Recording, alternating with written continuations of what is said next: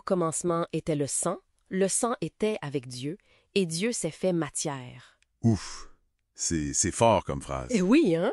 Ça vient du professeur Marc Delphin Moncia. C'est une réinterprétation, disons, audacieuse d'un verset biblique très connu. Le prologue de Jean, j'imagine. Au commencement était la parole. Exactement celui-là.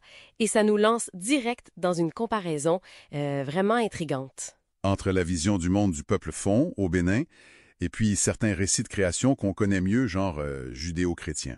C'est ça, avec le sang comme fil conducteur, comme prisme de lecture. Intéressant. Et on se base sur quoi pour explorer ça? Sur des recherches qui analysent la pensée de Moncia, faut savoir qu'il est physicien et spécialiste des traditions, quand même. Ah, double perspective. Voilà! Puis aussi, bien sûr, sur les textes sacrés eux-mêmes. L'idée, c'est un peu de décortiquer ce que cette approche nous révèle. OK. Par où on commence? Par le toancement pour les fonds, justement, le concept de un, c'est là que ça devient vraiment central. Oui, un, c'est un mot absolument fondamental pour comprendre leur pensée. Très dense. OK, explique-nous un peu cette densité. Qu'est-ce que un veut dire concrètement? Premièrement, un, c'est le sang. Mais attention, pas juste le liquide physiologique, là. C'est plus que ça. Beaucoup plus. C'est le principe vital, la substance créatrice originelle. D'ailleurs, les fonds d'Abomey s'appellent Onunun, Onunun. ce qui veut dire les gens issus du sang, le sang divin à l'origine. L'identité est liée directement à ça. Wow, OK. Juste ça, c'est déjà puissant. Quoi d'autre? Deuxièmement, un, c'est aussi le sang. Un genre de son primordial, un cri qui jaillit en même temps que le sang pendant la création. Donc, le son et la substance sont pas séparés. Exactement. Ils sont unis. Troisièmement, un, c'est le divin. C'est Dieu créateur. Le sang est Dieu? En quelque sorte, oui. Ou plutôt, il n'y a pas de séparation nette entre le créateur et la substance créée. Dieu est émanant, il est dans la matière. C'est pas un Dieu juste extérieur. Une immanence radicale, donc. Tout à fait. Et finalement, un, c'est aussi l'action créatrice. Ça parle de bataille, de rayonner. La création comme un flux dynamique de ce sang divin qui s'épand. D'accord. Donc, si je résume, sang, son, divin, action créatrice, tout ça, c'est unifié dans un. C'est exactement ça. Une ontologie qu'on pourrait dire non dualiste.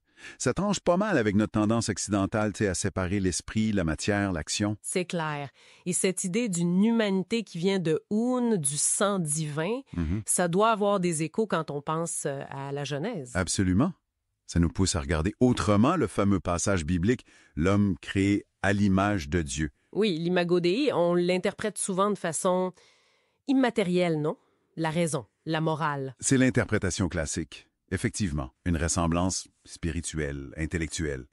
Mais si on prend la perspective fond, Alors, si on est issu du sang divin, la ressemblance pourrait être transmise par cette substance même, presque une parenté biologique, matérielle, avec Dieu. l'image de Dieu serait alors une marque physique ou substantielle. C'est une possibilité que ça ouvre, oui, une marque de cette origine commune dans la substance divine.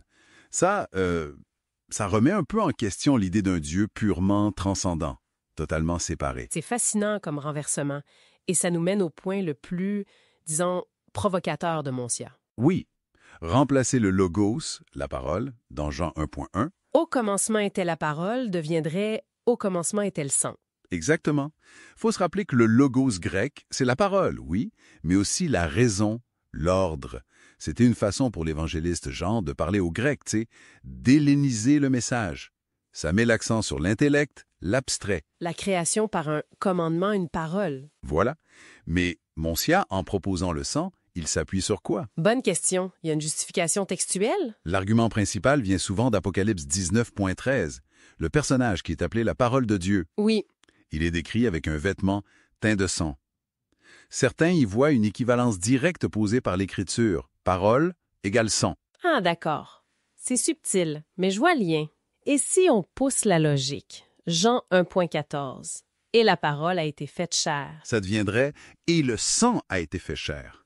Ce qui, d'un point de vue presque biologique, fait pas mal de sens. Le sang qui constitue la chair. C'est plus matériel. On peut voir ça comme une tentative de déshellénisation, de retrouver une compréhension peut-être plus ancienne, plus corporelle du divin. Une compréhension que la tradition fon, avec un, aurait mieux gardée. Ça colle avec la phrase de Montia, « Dieu s'est fait matière ». Bon, alors si on essaie de synthétiser un peu tout ça, le contraste principal qui émerge. D'un côté, tu as la tradition fon, via un, unité, immanence forte, création par émanation d'une substance divine, le sang. Et de l'autre, La tradition judéo-chrétienne classique via le logos. Plus de séparation, insistant sur la transcendance, création par un acte de volonté, la parole.